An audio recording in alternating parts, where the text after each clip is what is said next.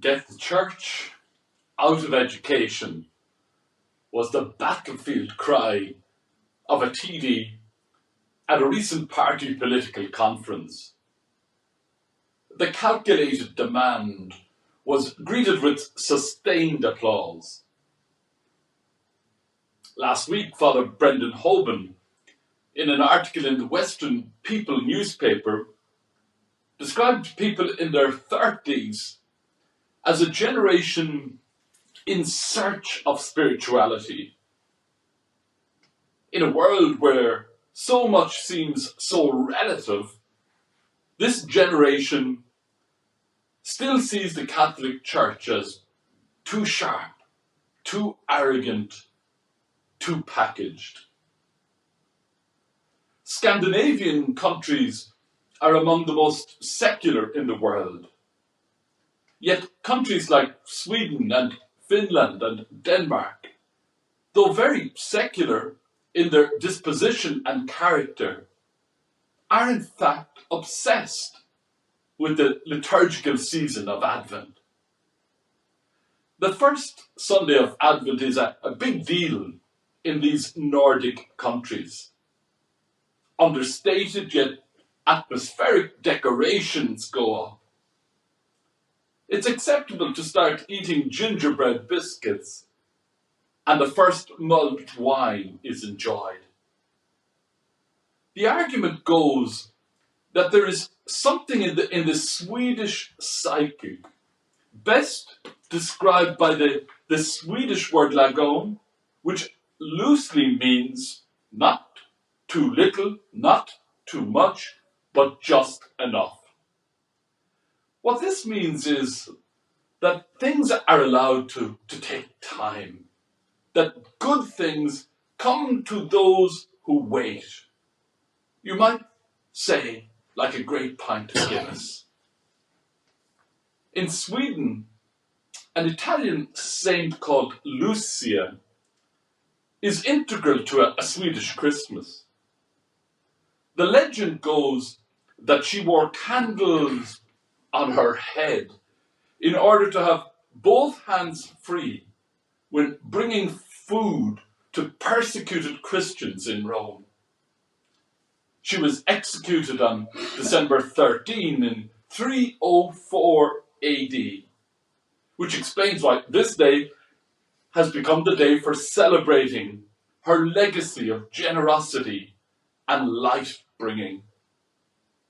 Schools up and down the country in Sweden, and now also in Denmark, celebrate by dressing the pupils in all white gowns and indeed plenty of candles.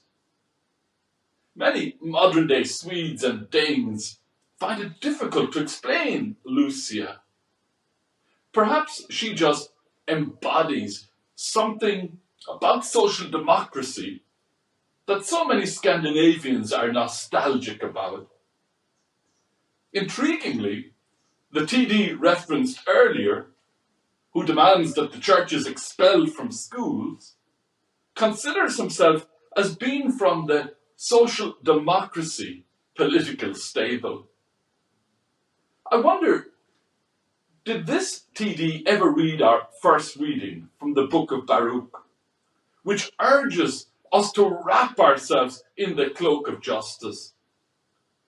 The reading is essentially a call to rejoice and rise up.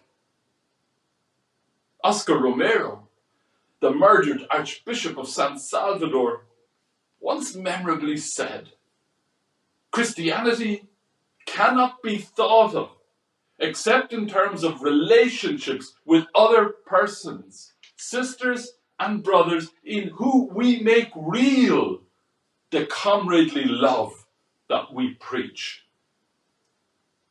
John the Baptist strides forth from the desert, where most do not venture or know how to live. Life in the desert pares things down to the essentials. John is committed to preparing the way of justice. St. Paul describes the work to be completed by Christians as the harvest of justice. Advent is the preparation for seeing, for living with God face to face, and a time to look at ourselves in light of God's time. In a time of heightened need for masks, made all the more pronounced for children this last week, Advent gives us space to speak tenderly to friends who gift us easy company of no masks ever. The Nordic nations light a phenomenal number of candles during the intense darkness of Advent. In Sweden, they dance around the Christmas tree like frogs. In Finland, they enjoy family festival saunas. There's something in the image of Lucia lighting up the dark and bringing food to those who need it most.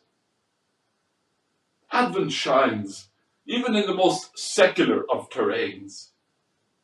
As Lucia and the Christ child shine light on Nordic souls, perhaps a light might shine on the limitation of all that secularism promises. Amen.